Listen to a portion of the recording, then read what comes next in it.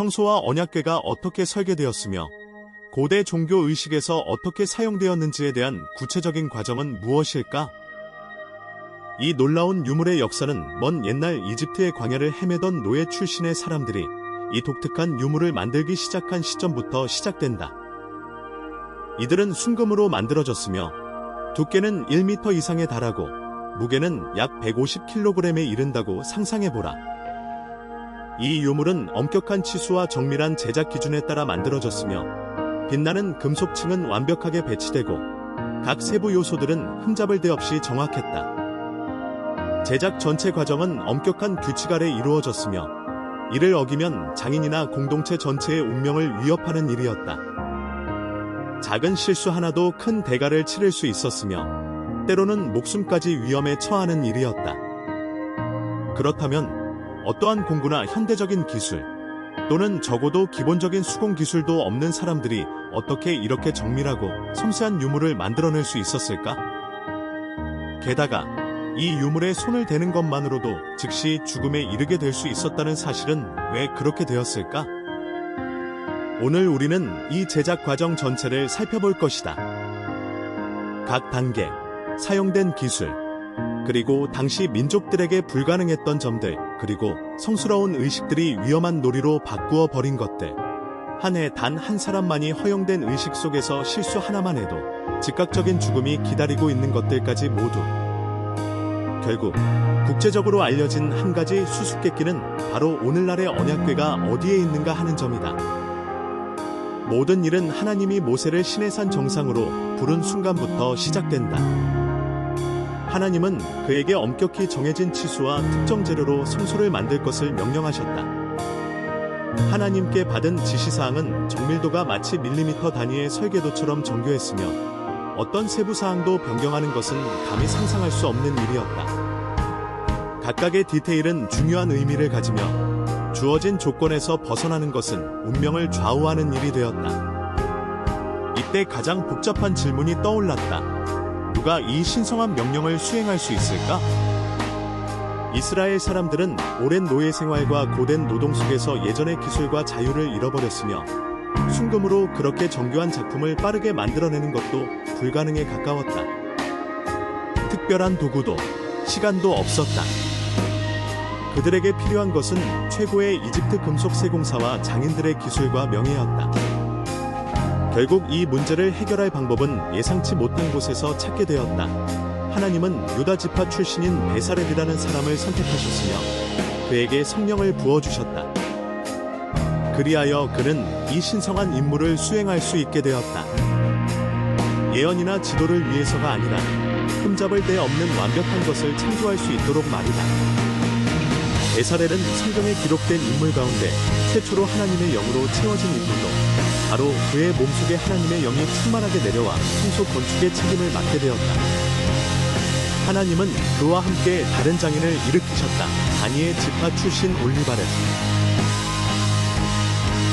이 두 사람은 비금속 작업에서 어떤 기준도 뛰어넘는 독특한 능력을 가졌는데 그들은 황금, 우리의 정교한 단조와 돌을 정확히 자르는 기술, 나무를 밀리미터 단위로 섬세하게 새기는 솜씨에 뛰어났다. 그리고 비록 기술이 매우 중요하였지만 그것만으로는 가장 큰 문제, 재료의 원천들을 해결할 수 없었다.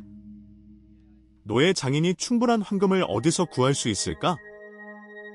그들은 내부와 외부 모두를 완전히 덮을 수 있을 만큼의 황금을 어떻게 확보할까? 이집트에서 출애굽하기 전 이스라엘 백성들은 이전에 그들을 노예로 삼았던 이집트 사람들에게 값비싼 장신구와 보석들을 요청했다. 재앙과 재난에 대한 두려움으로 인해 이집트인들은 자신들의 부를 버리게 되었고 이는 마치 수세기 동안의 노예 생활, 타국 땅에서의 노동, 바로에게 충성하며 맹목적으로 섬긴 것에 대한 보상처럼 보였다. 그리고 언젠가 언약궤를 만들 때 건축자들은 많은 황금 장신구, 귀걸이, 팔찌, 목걸이, 사슬, 알을 손에 넣었다. 그 양이 워낙 많아 모세는 엄격히 명령하여 채집을 중단하게 했다. 하지만 그것은 시작에 불과했다. 재료들이 들어오기 시작하면서 곧 이 프로젝트가 매우 특별하고 독창적임이 드러났다. 하나님은 순수한 황금뿐 아니라 거의 불가능에 가까운 물품과 재료를 요구하셨다. 광야에서 수백 킬로미터 떨어져 사는 백성들이 구하기 어렵다고 여겨졌던 것들이다. 예를 들어 사막에서 살아남을 수 있는 몇 안 되는 나무인 아카시아 나무가 있다.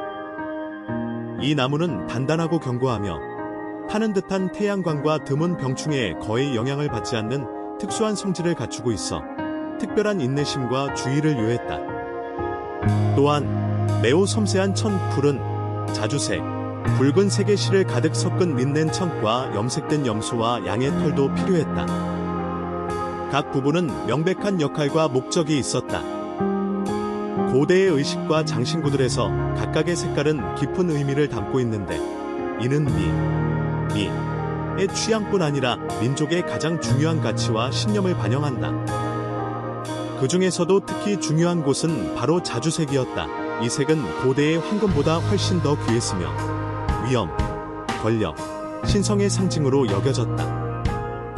이 색을 만드는 것은 엄청난 노력을 필요로 했다.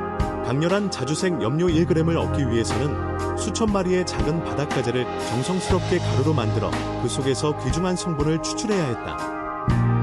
이러한 복잡성 때문에 자주색은 일반 사람들에게는 거의 접근 불가능했으며 오직 왕족과 상류층만이 사용할 수 있었다. 자연스럽게 의문이 생긴다. 광야와 유목민 생활을 하는 고대 사람들은 어떻게 그렇게 풍부하고 희귀한 색으로 물든 천들을 가지고 있었을까?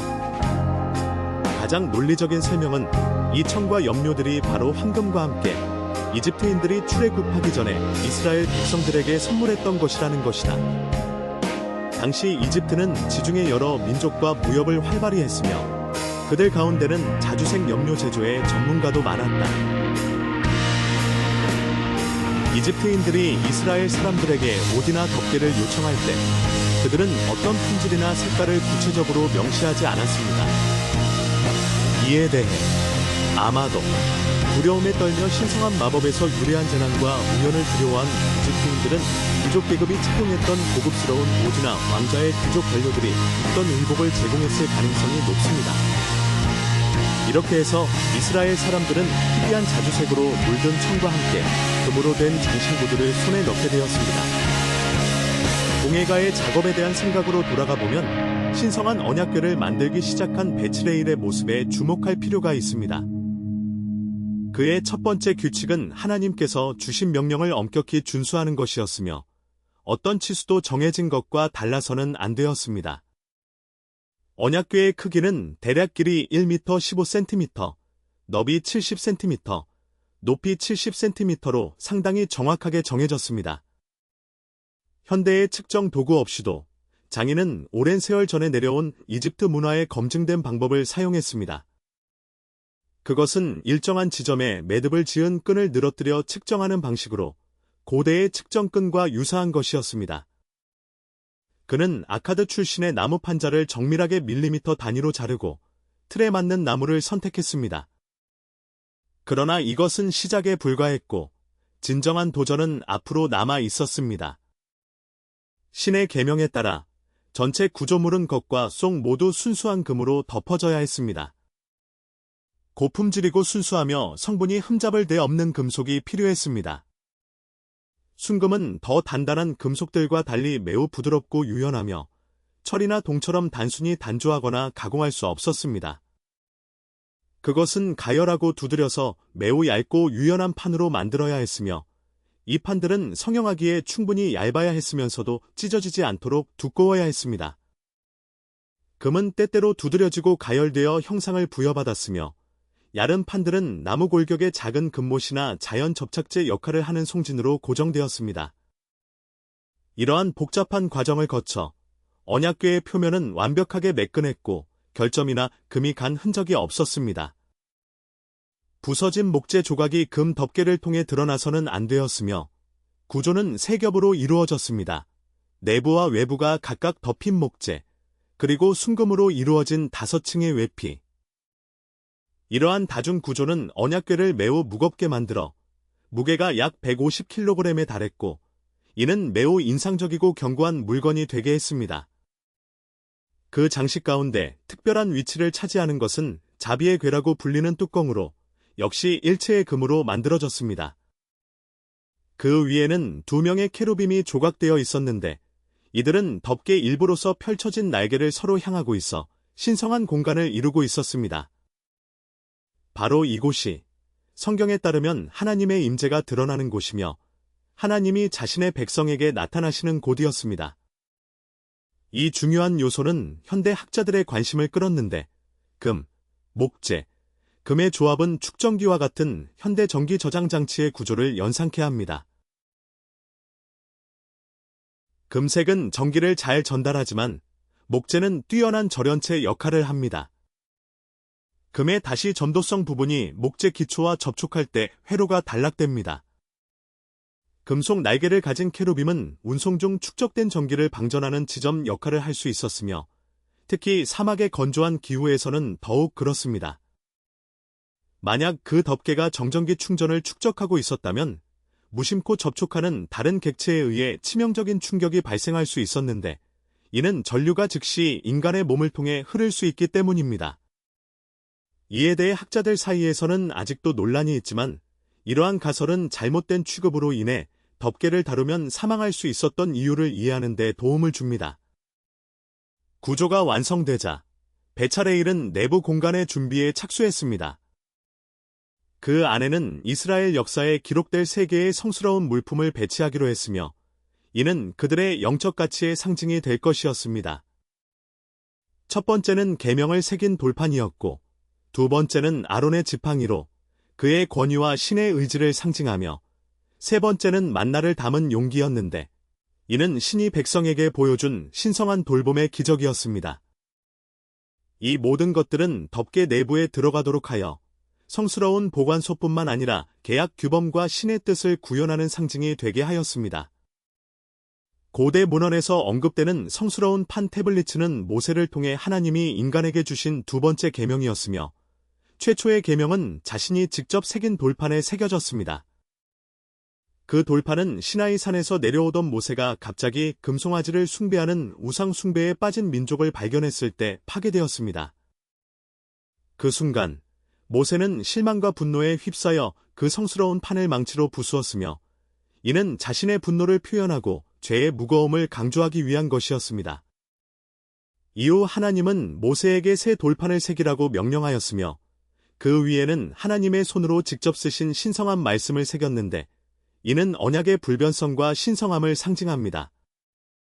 이 새 돌판들은 성스러운 상자인 덮개 안에 보관되었으며 이는 이스라엘 민족의 종교 생활의 중심이 되었고 신과 인간 사이의 언약을 상기시켜 주었습니다. 또한 이 덮개 안에는 아론의 지팡이도 있었습니다. 이 지팡이는 대제사장의 신성한 선택을 증명하는 증거였으며 때로 이스라엘 백성들이 아론의 권위에 의문을 품을 때 하나님은 특별한 시험을 마련하셨습니다. 성전 앞에 12개의 지팡이를 각각 1개씩 두고 이들 모두에게 각각의 12지파를 대표하게 했습니다. 다음 날, 그중 오직 아론의 지팡이만 싹이 트기 시작했고 자라는 것뿐 아니라 밤새 꽃이 피고 살구 열매가 맺혔으며 이는 신의 승인과 축복에 드문 기적적 징표였습니다. 하나님의 축복을 상징하는 가장 중요한 표징은 만나라, 매일 아침 하늘에서 이스라엘의 황무지에 내려오는 작은 가루 반죽이었습니다.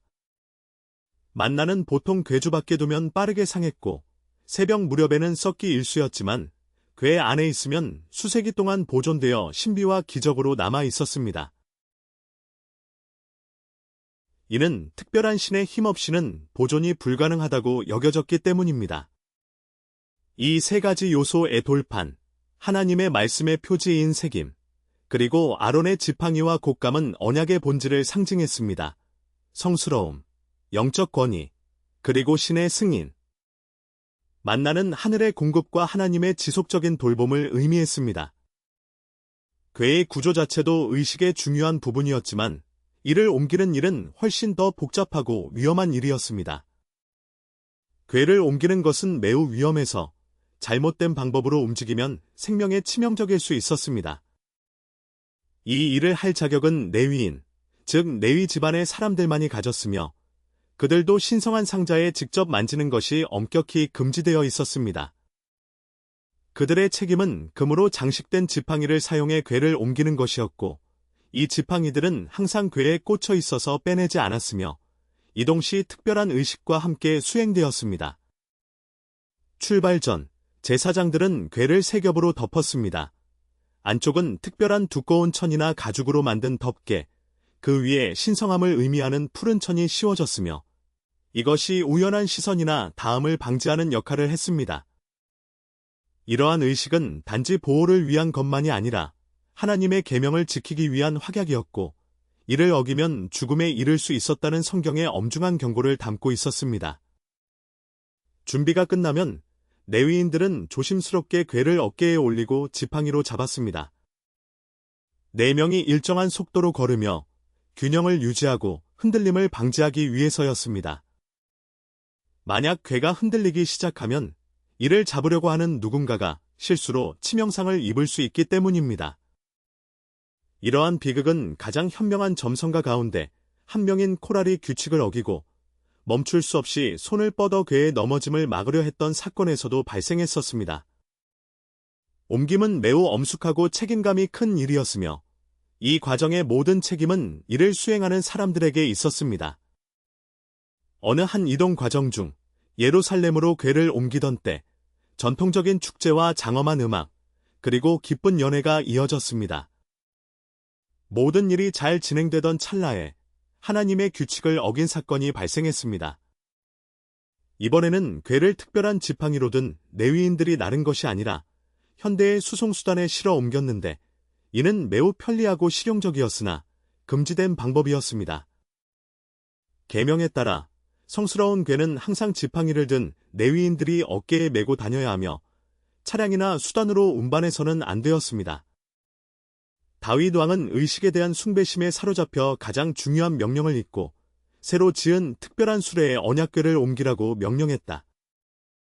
길을 가던 중 고르지 않은 돌길과 모래 언덕 속에서 예기치 않은 일이 벌어졌다. 수레를 끌던 어린 소들 하나가 길 가운데서 비틀거리기 시작했고 구조물 전체가 흔들리며 언약궤가 좌우로 흔들리기 시작했다. 마치 곧 떨어질 것처럼. 바로 그 순간 왕의 마음속에는 재앙을 막고자 하는 강한 열망이 일었다. 갑작스러운 충동에 이끌려 손을 뻗어 신성한 상을 땅에 떨어뜨리지 않으려 했다. 이것은 본능적인 것이기도 했지만 매우 위험한 행동으로 신성한 계명을 위반하는 행위였다. 성경에 따르면 레위인 외에는 아무도 언약궤에 손을 대지 말아야 한다. 바로 그 순간 신의 뜻에 따라 비극이 일어났다. 다윗 가게의 조카인 타시온이 계명을 어긴 벌로 즉사하여 목숨을 잃었다. 그의 불순종과 성스러움에 대한 무시로 인해 일어난 일이었다. 이 사건은 다윗의 마음에 깊은 충격을 주었고 그는 공포와 놀람에 거의 마비된 듯했다. 그는 분명히 깨달았다. 언약궤는 단순한 장식이나 보통의 물건이 아니며 성전 안이나 진열장에서 존경받는 대상이 아니었다. 아니, 그것은 특별한 숭배와 절대적인 헌신이 필요했던 신성한 보물이었다. 엄격한 숭배와 모든 규칙을 준수해야 하는 신성한 유산이었다. 이러한 깨달음을 통해서만 다윗은 언약궤를 올바른 방식으로 돌려놓을 수 있었다. 존중과 조심성, 그리고 모든 의식을 정확히 행하는 것. 그는 인간의 부주의나 성스러움에 대한 무시가 가장 비극적인 결과를 초래할 수 있음을 깨달았고, 그래서 언약궤에 대한 태도는 그에게 특별한 의미와 중요성을 갖게 되었다. 그러나 이 신성한 대상과 관련된 위험은 내부의 영적 힘에만 국한되지 않았다. 언약궤는 전쟁 가운데 예측할 수 없고 파괴적인 영향을 미치는 상징이 되었으며 단순한 유물보다 훨씬 더 위험한 존재가 되었다. 그것은 부적이나 마법적인 전리품이 아니었으며 어느 시도든 이기기 위한 마법적 요소도 아니었다. 실상 그것은 이스라엘 민족 가운데 신의 현존을 상징하는 존재였다. 이것은 이스라엘 사람들과 그들의 적들 모두의 심리적 태도를 완전히 바꾸어 놓았다. 이스라엘 병사들이 전투에 나설 때 부상이나 공격 전에 대제사장은 하늘에 기도하며 특별한 도구인 우림과 투림을 사용했다. 이 도구들은 하나님의 뜻을 분명한 답변으로 보여줬다. 예, 또는 아니요. 하나님이 전투를 금지하면 싸우려는 모든 시도는 패배의 선고로 간주되어 실패할 수밖에 없었다. 반면 허가가 확인되면 언약궤는 군대 뒤편에 두어 모두가 볼 수 있게 했으며 마치 하나님이 함께 계신다는 신호처럼 보여줬다. 이것은 단순한 군사 전략적 순간이 아니었으며 강력한 심리전이었다. 이스라엘에게는 믿음의 상징이자 미친 용기와 신성한 힘에 대한 확신이었고 적들에게는 두려움과 진정한 공포, 패배가 이미 피할 수 없는 것 같은 느낌이었다. 특히 이 효과는 여리고성의 경우에 가장 뚜렷하고 명확하게 드러났다. 이 고대 도시의 벽은 매우 두껍고 강력해서 마차가 올라갈 수 있을 정도였으며 도시 자체가 어떤 군사의 검이나 공성기계도 접근할 수 없는 난공불락의 요새였다. 그러나 하나님의 승리 계획은 전혀 독특했고 기존의 군사 논리와 모순되는 것처럼 보였다.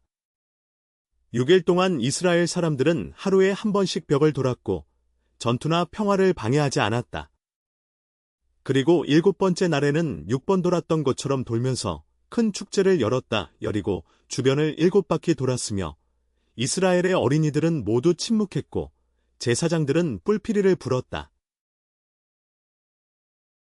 마지막, 가장 장엄한 7번째 바퀴에서는 뿔피리의 강한 소리와 함께 경이로움과 믿음으로 가득 찬 환호와 외침이 터졌고 벽들은 보이지 않는 힘에 의해 부서진 듯 무너지기 시작했다. 20세기 중반에 발견된 고고학적 유적들은 아직도 미스터리로 남아있다. 발굴 결과 파괴된 여리고 성벽의 잔해가 내부로 무너지지 않고 외부로 밀려나 있었다는 것이다. 이는 도시 내부의 무언가가 공황에 빠진 나머지 힘을 다해 벽의 거층 전체를 밀어내었다는 것을 보여주는 놀라운 발견이었다. 이 비범한 발견은 법궤의 힘이 지역적이거나 우연이 아니었으며 이스라엘 민족이 완전히 순종하고 복종할 때만 드러난다는 것을 확증해 주었다. 이스라엘 사람들이 법궤를 단순한 마법의 부적이나 자석으로 사용하려 할 때, 즉 하나님의 명령과 인도 없이 쓰려고 하면 패배했고 가장 거룩하고 소중한 것을 잃었다. 언약의 법궤였다. 블레셋 사람들에게 법궤를 빼앗긴 사건은 고대 이스라엘 역사에서 드라마틱한 순간 중 하나였다. 처음에는 적들이 승리를 거둔 것 같았으며 당시 아무도 이 사건 뒤에 숨겨진 의미를 알지 못했다. 법궤가 등장하는 곳에는 재난, 고난과 불행이 시작되었으며 패배와 병으로 이어졌다. 특히 블레셋 신들이 법궤를 다곤상에 모셔두었을 때 이 효과가 뚜렷하게 나타났다. 법궤를 신비한 부적이나 승리를 가져오는 자석으로 사용하려 했지만 위험했다. 다음 날 다곤상이 땅바닥에 넘어졌고 일어나지 못했으며 부러지고 부서져서 머리와 팔이 부서진 채 깨어졌다. 이후에는 대규모의 병과 죽음이 이어졌으며 블레셋 도시들에는 공포와 두려움이 퍼졌고 마치 법궤의 신성한 힘이 치명적이라는 신호처럼 느껴졌다. 곧 전체 블레셋 국가는 법궤를 원래 있던 곳으로 돌려보내는 것이 최선이라는 권고를 받았다. 그들을 다시 돌려보내면서 그들은 방주를 두 소가 끄는 마차에 묶었다. 이 동물들은 이에 대비하지 않은 상태였으며 조심스럽게 지켜보았다. 외부에 아무런 지휘도 없이 스스로 이스라엘의 영토로 직행하는 모습을 마치 영원히 증명하듯이 신성한 성물을 향한 전쟁은 패배로 돌아가고 그 존재 자체가 잡히지 않는 그러나 무서운 힘의 원천임을. 수년이 흘러 수많은 승리와 패배 후 어떤 전투나 유혈 사태보다도 그 중요성이 훨씬 컸던 날이 찾아왔다. 그것은 속죄의 날이었다. 온 민족에게 크고 특별한 감정을 불러일으키는 날 이날. 1년에 단 한 번 성소의 중심에 위치한 신성한 대상 언약의 궤에게 가까이 갈 수 있는 기회가 열렸다. 하나님이 함께 계시는 그 궤에 다가갈 수 있었다. 궤가 있던 지성소에 들어갈 수 있는 사람은 오직 대제사장뿐이었으며 이 성스러운 권리를 침범할 다른 누구도 허락되지 않았다. 어떤 다른 사람이 이 성스러운 방 안에 들어가려는 시도는 보통 죽음으로 끝나곤 했다. 심지어 대제사장도 이 길에 나서려면 여러 날에 걸친 정화 의식을 거쳐야 했다. 엄격한 목욕, 특별한 의식용 목욕 재개, 음식과 음료 제한, 특별한 의복 착용, 그리고 자신의 죄를 용서받기 위한 희생제사가 그것이었다. 이 모든 준비 과정을 마친 후에야 비로소 대제사장은 들어갈 권리를 얻었다. 입장하기 전에 그는 제단에서 가져온 숯과 가늘게 간 향을 준비해야 했다.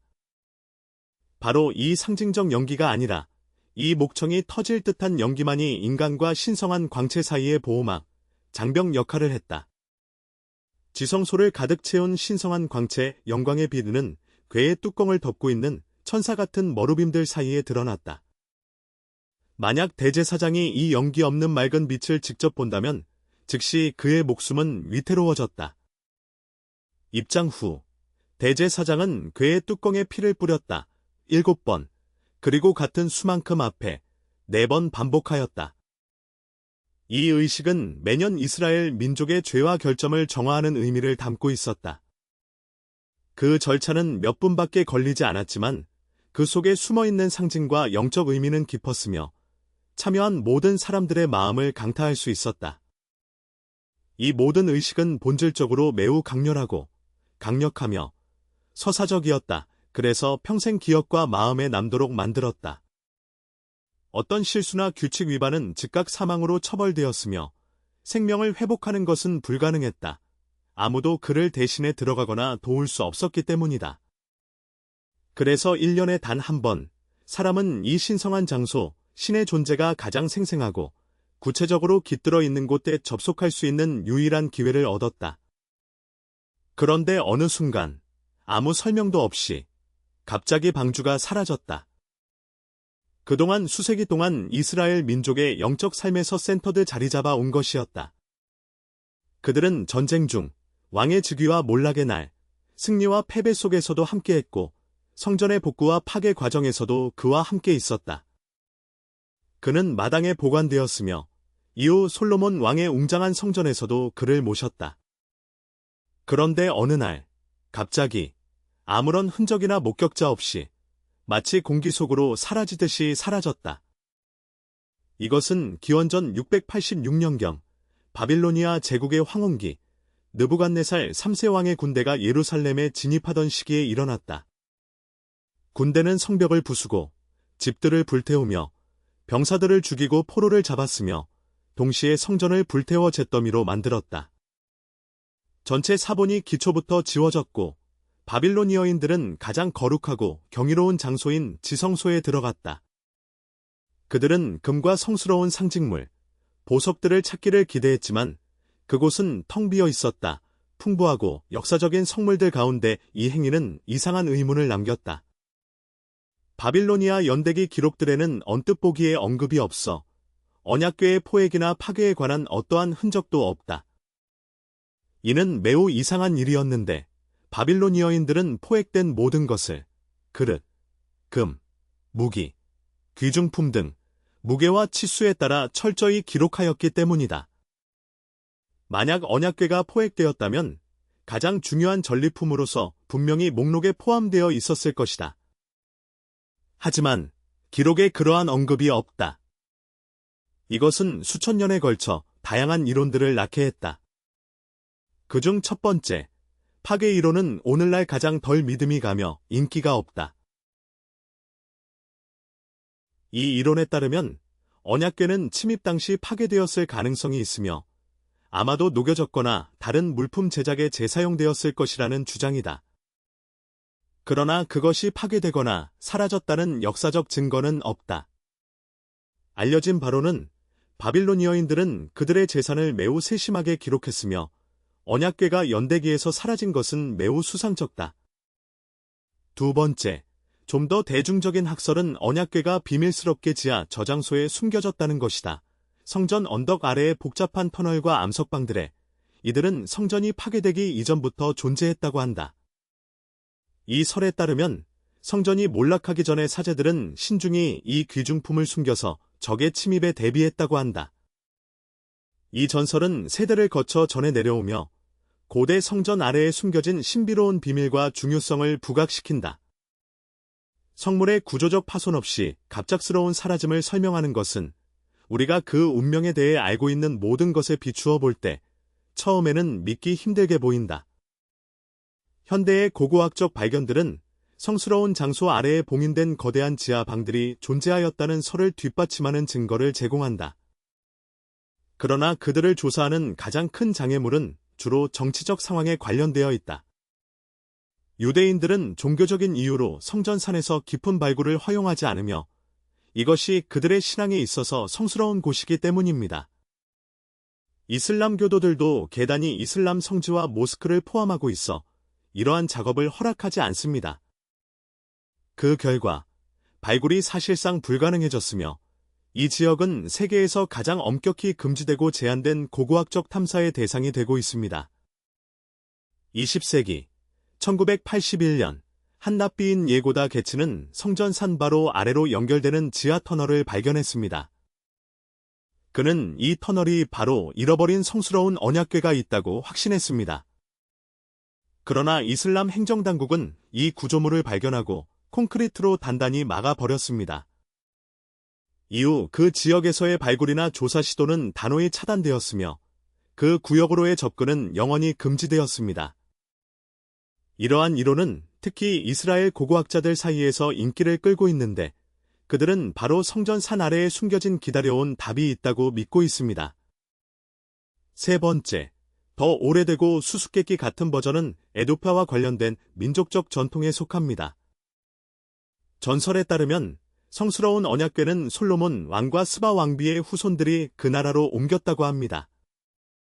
수백 년 동안 그것은 아크섬, 악숨의 성모 마리아 시온 교회에 보관되어 있으며 특별한 수호자가 그것을 지키고 있다고 여겨집니다. 이 이야기를 독특하게 만드는 점은 오직 한 사람만이 이 역할에 임명되고 훈련받아 언약궤를 볼 권리를 가진다는 것입니다. 이 수호자는 작은 성소 내에서 은둔하며 떠나지 않고 결혼하지 않으며 세속적인 삶을 살지 않습니다. 그의 죽음이 다가오면 그는 후임자를 선택하고 훈련시켜 자신의 임무를 넘기며 이후 누구도 성스러운 물건에게 접근할 수 없습니다. 수천 년 된 이 전통에도 불구하고 그 유물에 대한 전문가나 연구자들의 허가는 없었고 이 전설의 신뢰성을 확인할 수 있는 증거도 없습니다. 네 번째 버전은 현대의 탐사와 관련이 있습니다. 고대 유물과 마법적 유물에 대한 관심이 높아지면서 특히 20세기 이후 여러 단체와 정부기관들은 성스러운 언약궤를 찾으려고 노력해왔습니다. 심지어 독일 나치 정권의 일부 인사들도 포함되어 있었으며 하일리 히물러가 이끄는 이들은 언약궤가 영적이나 에너지적인 힘을 가지고 있으며 이를 특별한 무기로 생각했습니다. 히물러는 프랑스 지역의 성을 찾는 비밀 탐사를 보내기도 했지만 결국 귀중한 발견은 이루어지지 않았습니다. 현재 이스라엘의 고고학자들은 성스러운 산바로 아래 아무도 탐사를 허락하지 않는 봉인된 방 안에 언약궤가 있다고 믿고 있습니다. 여기서 누구도 답할 수 없는 질문이 생긴다. 만약 2500년이 넘는 시간 후에 누군가가 드디어 성전자를 열게 된다면 그 순간에 무슨 일이 일어날까? 정확히 어떤 일이 벌어질지 예측하는 사람은 없다. 왜냐하면 이 독특한 유물에 대한 우리의 모든 지식은 고대 텍스트에 의존하고 있기 때문이다. 이 자료들은 성전자를 단순한 신성한 유물로서가 아니라 우리 세계와 훨씬 크고 이해할 수 없는 무엇인가를 연결하는 하나의 지점으로 묘사한다. 분명히 성전자는 사라졌지만 그 수수께끼는 오늘날에도 살아있으며 시간과 공간을 초월해 신비와 기대의 오라로 둘러싸여 있다. 수백 년 동안 그 실종은 여러 전설과 가설을 낳았으며 높은 힘과의 의미와 연관성을 추구하는 이들에게 여전히 매력적인 대상이다. 역사의 무대에서 사라지기 전에 성전자는 하나의 마지막이고 영구적인 거처를 가지고 있었다. 바로 영광스럽고 정교한 건축학적 걸작인 솔로몬의 성전이었다. 이것은 고대의 가장 위대한 건축물로 솔로몬 왕이 직접 설계한 신성한 장소였다. 왕은 신전 건립을 시작했고 수천 명의 석공, 조각가, 장인, 엔지니어들이 7년간의 노력 끝에 이 성전은 단순한 건축물을 넘어 기대를 뛰어넘는 진정한 기술적 기적이 되었다. 이 엄청난 프로젝트는 당시 어느 나라나 왕국보다 훨씬 뛰어난 자원과 기술을 활용하여 수행되었다. 이 성전은 종교적 중심지일 뿐만 아니라 기술적 기량과 영적 힘의 상징이 되었다. 인간이 믿음과 재능, 끈기를 통해 영적이고 물질적인 두 세계를 아우르는 건축물을 만들 수 있음을 세상에 보여준 것이다. 수백 톤에 달하는 거대한 석재 덩이들이 밀리미터 단위의 정밀도로 조각되었으며 이는 지금도 학자들 사이에서 감탄과 논란의 대상이 되고 있다. 이 무거운 블록들 중 일부는 매우 거대하여 현대 고고학자들도 어떻게 고대 건축가들이 이를 옮기고 제자리에 놓았는지 확신하지 못한다. 당시에는 기계나 금속 지렛대, 현대 기술이 사용되지 않았기 때문이다. 이러한 기술적 수행의 비범함에 초점을 맞추면 이러한 거대한 석재의 운반과 설치 과정이 많은 의문을 남기며 지금도 수많은 가설과 추측을 일으키고 있다. 또 하나 놀라운 사실은 이 돌덩이들의 준비와 가공 작업이 성전 내에서 이루어진 것이 아니라 훨씬 먼 곳, 성전이 위치한 산 외부의 장소에서 이루어졌다는 것이다. 신성한 공간 바깥에선 못을 박거나 돌을 바로 깎는 것이 불가능했기 때문에 모든 작업은 사전에 철저히 준비되어 운반되어 성전 조립 시 이미 완벽하게 다듬어지고 서로 맞물리도록 되어 있었다. 이 모든 의미는 부분들을 최대한 정밀하고 완벽하게 연결하는 것에 있었다. 어떤 실수도 허용될 수 없었기 때문이다. 이는 오로지 한 가지 중요한 목표를 위해 이루어진 것이었다. 바로 성전의 심장부인 지성소를 안전하게 보관할 수 있는 값진 장소를 만드는 것, 즉 성궤가 평화롭게 안치될 곳이었다. 이 신성한 구획은 놀라운 정밀도를 자랑하며 설계되었다. 벽은 순금으로 장식되어 있고 내부는 신성한 공간에 매우 중요한 정확한 비율에 따라 꾸며졌다. 방의 중앙에는 두 개의 거대한 형상, 커다란 두루마리 모양의 세라핌 조각, 이 자리 잡고 있었으며 각각은 약 5m 넓이로 펼쳐져 있어 웅장하고 위험있는 존재감을 자아냈다. 이것은 상징적 의미의 언약과 신성한 힘의 표상인 성궤를 영구히 보관하기 위한 성스러운 공간이었다. 그러나 어느 날 미스터리가 생겼다. 바빌론 사람들이 예루살렘을 침공하고 성전을 파괴하며 몰살시켜버렸을 때 성궤는 흔적도 없이 사라져버렸다. 이 사건은 수세기 동안 그 힘을 잃지 않는 가장 오래되고 미스터리한 질문을 만들어냈다. 솔로몬이 바로 이 엄청난 공학적 걸작을 만들어내어 멸망하기 전에 이미 사라져버린 물건을 보관하기 위해 특별히 지은 것이라면 그가 그곳에서 어디로 사라졌을까? 더 이상 그 흔적이 어디에서도 발견되지 않는 이유는 무엇일까? 성경에는 명확한 답이 없으며 고대 바빌로니아 기록들도 그의 운명을 언급하지 않는다. 유감스럽게도 고고학은 그것의 존재를 현대에서 증명하지 못하고 있고 전통들은 의견이 분분하다. 이 침묵과 불확실성은 그 미스터리를 더욱 강렬하고 매력적으로 만든다. 이 신비는 건립된 성전이 어떻게 지어졌는지, 어떻게 사용되었는지 또는 어떤 성물이 보관되었는지에만 국한되지 않는다. 가장 큰 비밀은 바로 지금 어디에 있는가, 성궤는. 만약 누군가가 2600년 만에 이 비밀을 밝혀낸다면 어떻게 될까? 아무도 확실히 알지 못한다. 이 질문이 답을 찾지 못한 채 남아있는 한, 역사는 또 다른 중요한 대상, 바로 약 350년 동안 성궤를 모셨던 성전으로 우리를 이끈다. 이 성전은 솔로몬의 성전이라고 불리며 고대 세계 역사상 가장 비쌌고 복잡하며 인상적인 건축물 중 하나로 인정받는다. 그 건축에는 400톤의 거대한 석조 블록들이 사용되었으며 순금으로 덮인 단일벽과 현대 과학자들과 전문가들을 감탄하게 하는 정교한 구조 시스템이 포함되어 있다. 더 나아가 이 모두는 현대의 기계와 기술 없이 오로지 고대 건축가들의 장인정신, 인내심, 천재성으로 만들어졌다. 만약 여러분이 이처럼 불가능해 보이는 건축물이 어떻게 세워졌는지, 평범한 사람들이 어떻게 역사상 가장 위대한 건축물 중 하나를 세울 수 있었는지, 그리고 왜 고고학자들이 아직도 솔로몬의 업적을 놀라움과 경외심으로 연구하는지 궁금하다면 이 이야기를 계속 탐구하라. 이 놀라운 계획의 미스터리, 이 신비롭고 경이로운 역사는 수세기 동안 사람들의 마음과 영혼을 사로잡아왔다.